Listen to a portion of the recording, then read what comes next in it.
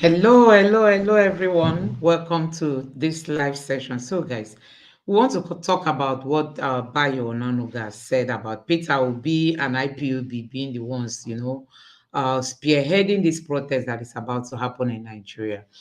Like you can see this headline here, this is one of the statements of Bayo Anonuga after the presidential election. He said, I owe no one apology for ethnic slur against Igbos.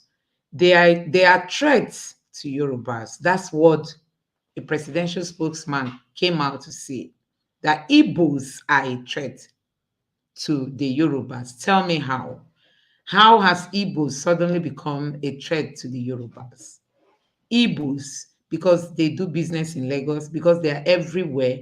How did they take somebody's business by force? Did they take somebody's land by force? Do the Igbos go and confiscate people's properties? How are the Igbos a threat to the Yorubas? So this hatred that this man had, even during the election, after the election, is what we are seeing him still display, even now that he's a part and parcel of this government. He's one of the key spokesperson for the Tinubu's government. And like you can see here, he's saying that he owes no man any apology for, all the ethnic laws against the Igbos, that Igbos are threats to the Yorubas. So, guys, this is what we keep saying. Anyway, that's not even the topic. You know that Mr. Bayo Onanuga is being accused to have said that Peter Obi should be held responsible for the upcoming protest that is to be held in Nigeria. That is going to be held across the nation. He said Peter Obi should be the one to be held responsible to because he's planning it together with the IPOBs, Nigerians. I'm going to be reading this tweet so that you get to understand that people just hate Peter Obi because he's an Igbo, and they've seen that Peter Obi has got a lot of traction, meaning people so much love Peter Obi. Many Nigerians love Peter Obi. Guess what? Their plans now is to be speaking ill about Peter Obi, and you can see what he wrote there. I'm trying to get that particular tweet so that you get to know that these people, they are the ones just jamming the heads of Nigerians, honestly. So I'm going to read this tweet so that you get to understand what this man said. He said, revealed Peter Obi's supporters are the people planning mayhem in Nigeria. Obi should be held responsible for anarchy. Don't be fooled. The malcontents planning to stage nationwide protests are supporters of Peter Obi. They failed, he even said failed. They forgot that Peter Obi is the one that won the election. They rigged it. Peter Obi won. Now they are calling him a failed, you know. He said, he went ahead to say, the failed presidential candidate of the Labour Party, and he should be held responsible for whatever crisis emanates from the action. Peter Obi has not said anything about protest. Why are they mentioning his name? Why are you calling Peter Obi? You should be able to focus on what you are doing. So he went ahead to say the protest planners are also the same people who were instigated by IPOB Nnamdi Kanu to launch the destructive NSAS protest in Nigeria in October 2020. NSAS began as a genuine protest by youths against the police special anti-robbery squad, notorious for its high-handedness. IPOB members planning to extricate the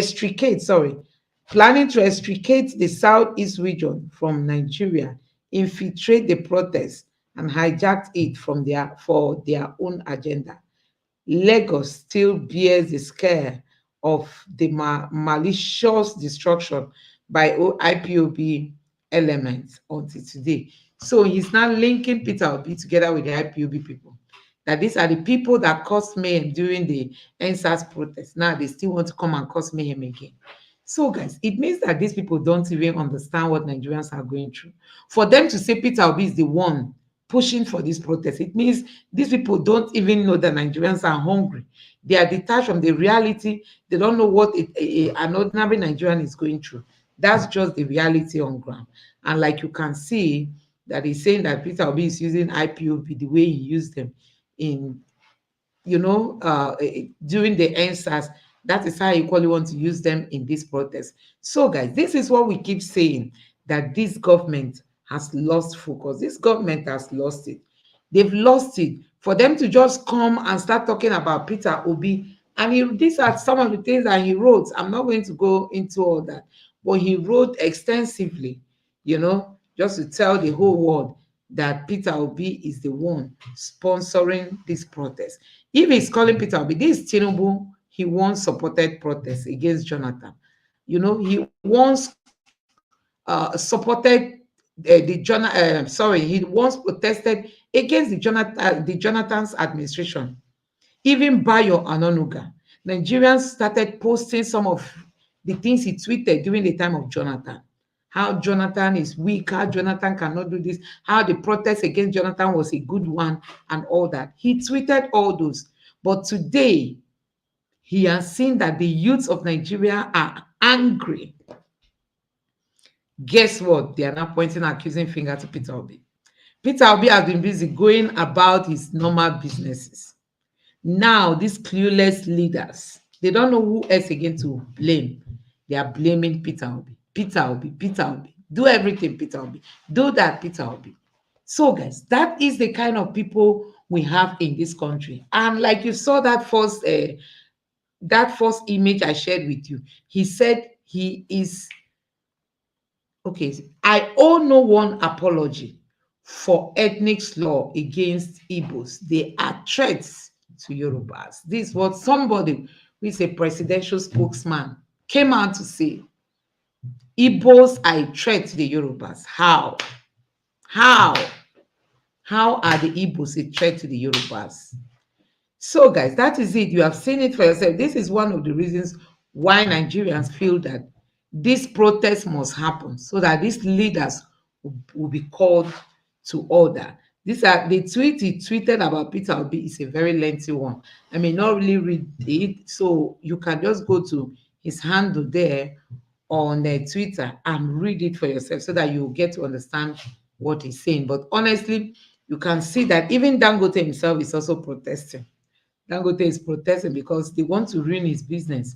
Dangote Refinery pushing to become a monopoly, operating illegally without license, and producing inferior quality products.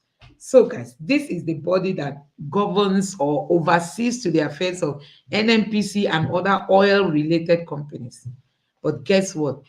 They are the ones that are coming out now to say that, short, what is happening in Nigeria? What is happening in Nigeria? I don't know. That's why investors are not coming. A body that is regulating you, that's supposed to protect you and protect your interests, is not the one demarketing you. I know that Dangote is not a saint. We know that Dangote has the monopoly over so many products in Nigeria. It is in the hand of the government to a kind of talk that one with Dangote. But for them to come out to just try to frustrate this guy's business, Nigerians, let's condemn it. Call a spade a spade. I know Dangote is not the finest, but at the same time, doing all this to him is not going to help him. He even tweeted and said his friend warned him from investing in Nigeria, but he went ahead to invest. Now, look at his business about to sink. I pray it doesn't sink. God will not allow it to sink. So, guys, what I'm just trying to say is that Dangote himself is protesting. He's protesting because he's not happy with the way the federal government is handling his issue. He feels it would have been well handled, because it can just destroy his future if people should say, "Oh, his products are inferior." You know what that means? People will be scared. People will be scared, and that alone, can make investors not to come into the country, because they don't have confidence. The government that is supposed to protect you is the one destroying you. People may not want to come into Nigeria for this kind of statement. So I think it's not proper for them to come out openly and begin to say, "Oh, Dangote, your products are inferior." How were you sleeping when he brought in inferior product, or when he processed inferior product? They are supposed to have make sure giving them standard of whatever they are going to be making. So that is it. That is the kind of government we have in Nigeria. And this other headline is about Paul Okoye. Like you can see that the EFCC arrested him, and people were like, EFCC has not gone for Yaya Bello. They have not gone for all these ones embezzling our money.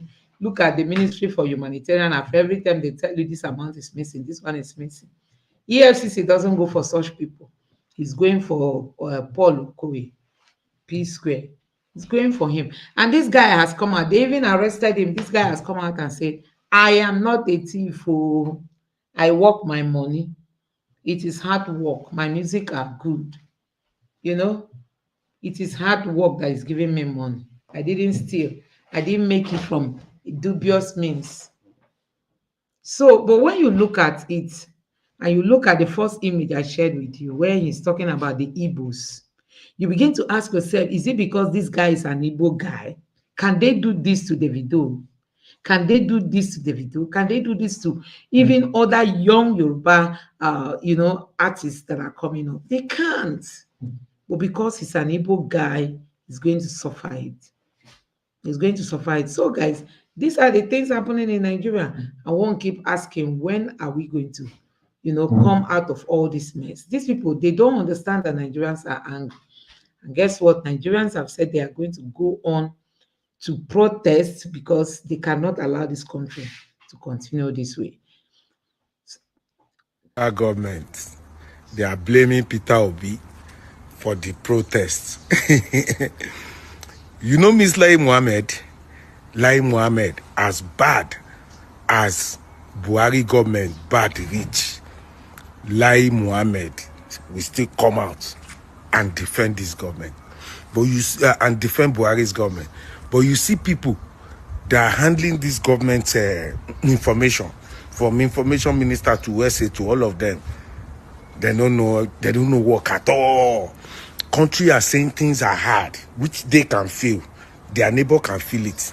Their driver can feel it. They know things are hard, even if they are not in that position as minister or SA or anything. They too will be among us, the wallas, where with the say things are hard. And they know the truth. Instead to confront the truth, Nigeria needs restructuring so the country can move forward. You are there saying that Peter Obi, they organize. Now Peter Obi, if you arrest Peter Obi, it will make your matter worse. The best thing is to look at the way to change the system. Give us new constitution that can accommodate all these problems. But if you are saying that Peter Obi na labor, you not go lose. Yes, as they're already losing. So, guys, they are blaming Peter Obi. They are blaming Peter Obi for protest. And like you can see, they keep blaming Peter Obi. They will lose. They will lose, and that's what we are seeing. They just keep blaming the man who has been busy going about his normal business. Now they are blaming him for protest. They don't want Nigerians to protest. They are panicking because they know that if we protest, it's going to be hot. So let me allow you to take a look at this. Really guaranteed to give results, going by what we've seen in the past. Would you consider those protests successful, and will such protests be successful like we've seen in other climes like Kenya, for example? There is no alternative to protest. I think that is just the truth of the matter. We are dealing with people that are intentionally deaf. We are dealing with people that are deliberately blind to the voices of our people and to the collective suffering of the Nigerian masses. So when the question is asked, that is protest the solution? You can also ask, it's a rhetorical question. Because if protest is not the solution, what is the solution? Are we going to go to the National Assembly? We are not lawmakers. Those right, like Joy said, writing letters, engaging with lawmakers. Who are you going to write the letter to? Are you going to write a letter to people who don't even have the time to read? Because if they have the time to read, they should be conversant with the problems of the country. Yes. And what is the debate even about? It took protests to end colonialism. It took protests to end military rule. It took protests to end apartheid in South Africa. It took protests.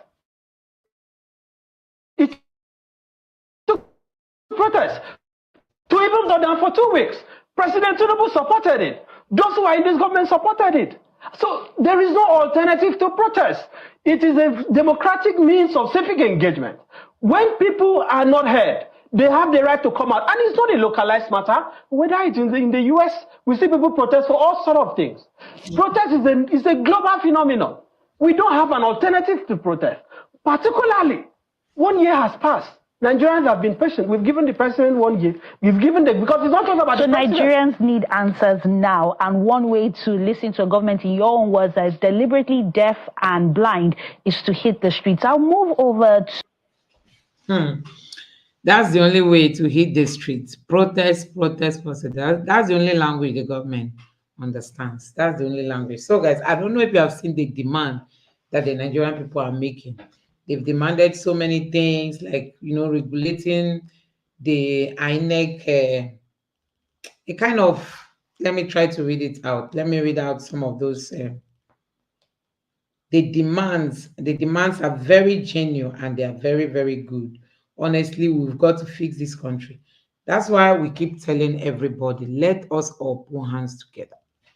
Let's put hands together to make Nigeria a great place. So, number one, they say revert petrol pump price to 100 naira per liter, combat insecurity and hunger, close all IDP camps, and reinstate the champions.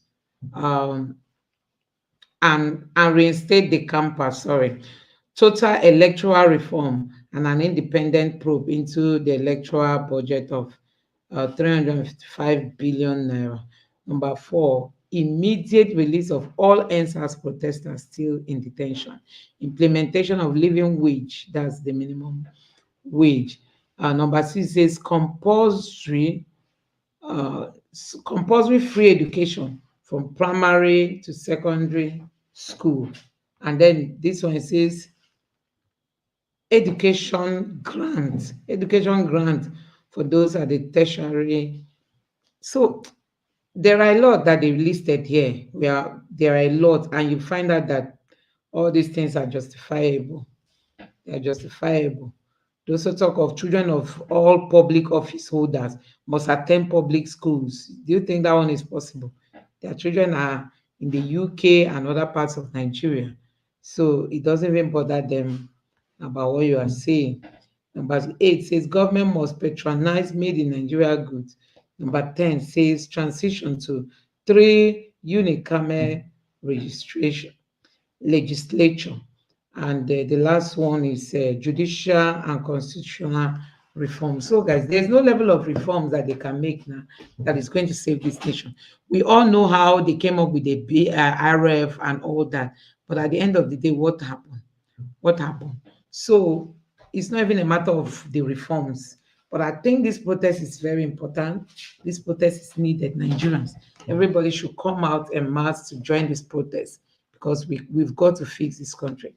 Join this protest, come out, protest peacefully.